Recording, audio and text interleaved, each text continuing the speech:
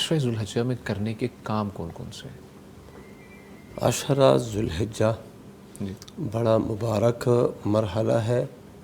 اس میں جو کرنے کے کام ہے روزہ رکھنا، ذکر کرنا، فَأَكْثِرُوا فِيهِنَّ مِنَ التَّحْلِيلِ وَالتَّحْمِيدِ وَالتَّكْبِيرِ، کثرت کے ساتھ لا الہ الا اللہ، اللہ اکبر اور الحمدللہ وللہ الحمد یہ کلمات ادا کرنا. اور اسی طرح قربانی خریدنا، اور پھر 10 ذوالحجہ کو قربانی کرنا، اور جو ہے بالخصوص 9 ذوالحجہ کو عرفہ کے دن روزہ رکھنا جس سے 2 سال کے گناہ معاف ہو جاتے ہیں. اس کا اہتمام کرنا یہ بہت بڑا ہے، اور اپنے آپ کو عبادت کے لیے خاص کر دینا یہ ان دنوں میں کرنا چاہیے. ٹھیک ہے جی، بہت شکریہ مفتی صاحب. مفتی نعمان فاروقی صاحب. جی اس میں دیکھیے، ایک تو ہے نا بندہ خود کر رہے ہیں، جی تو صحابہ کرام کے طرز عمل سے پتہ چلتا ہے کہ وہ دوسروں کو بھی اس میں شامل کرتے تھے. ٹھیک ہے. کہ جیسے حضرت ابو ہریرہ رضی اللہ تعالیٰ عنہ اور حضرت ابن عمر رضی اللہ تعالیٰ عنہ جی وہ بازار میں جاتے ہیں، لوگوں کو ساتھ شریک کرتے ہیں. اس کا مطلب ہے نیکی میں دوسروں کو شریک کرنا یہ بھی ایک اہم عبادت ہے.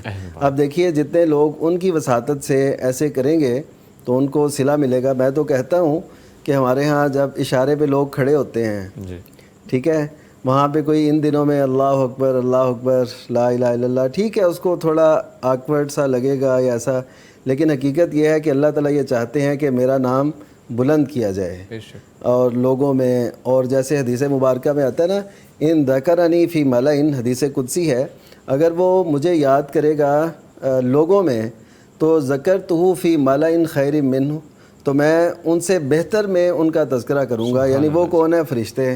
یعنی ہم اللہ کا ذکر ادھر بیٹھ کے لوگوں میں کرتے ہیں یا کسی بھی سٹیج پر کسی بھی جگہ پر، تو اللہ تعالیٰ ہمارا ذکر وہاں کرتا ہے جو اس سے بہت بہتر ہے. بے شک بے شک. تو اس کا مطلب ہے کہ ہمیں یہ معاشرے میں یہ چلن کرنی چاہیے، اللہ کا نام چھپانے کے لیے نہیں ہے، وہ لینے کے لیے ہے، وہ اظہار کے لیے ہے، وہ قوت کے لیے ہے، وہ طاقت کے لیے ہے.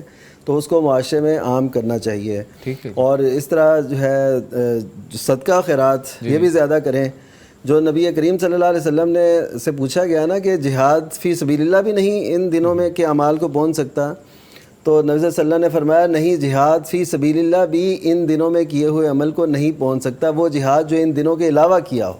سبحان اللہ. تو اس کا مطلب یہ نکلتا ہے. پھر آپ صلی اللہ علیہ وسلم نے ایک استثنائی صورت بیان فرمائی کہ ہاں جو شخص اپنا مال یعنی وہ سواری وغیرہ جو لے کے جا رہے ہیں اور اپنی جان وہ لے کے نکلے اور ان میں سے کچھ بھی واپس نہ لائے، یعنی شہید بھی ہو جائے، اس کی سواری بھی ختم ہو جائے، مال بھی چلا جائے، تو وہ شخص جو ہے نا وہ ان دنوں کے علاوہ اگر اس نے یہ کام کیا ہوگا اتنا اہم، تو وہ ان دنوں کے میں کیے ہوئے اعمال کو پا لے گا. اس کا کیا مطلب کہ ان دنوں میں کیے ہوئے اعمال کی اتنی فضیلت ہے کہ سب سے جو ٹاپ کی نیکی ہے، یعنی انسان ایک صحیح عقیدے کا حامل وہ راہ الہ میں شہید ہو جاتا ہے، اس کی سواری چلی جاتی ہے، کتنا بڑا عمل ہے. لیکن ان دنوں میں کیے ہوئے عمل کو صرف یہ شخص پا سکتا ہے.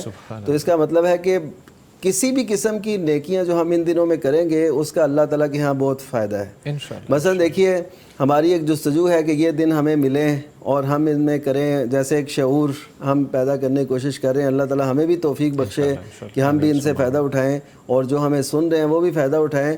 تو یقین کیجئے یہ اللہ تعالیٰ کے قرب کا ایک ایسا ایک سلسلہ بنے گا کہ ہر سال ہم اس کے بغیر رہ نہیں پائیں گے. اور اسی طرح دیے سے دیا جلتا ہے. انشاءاللہ. ٹھیک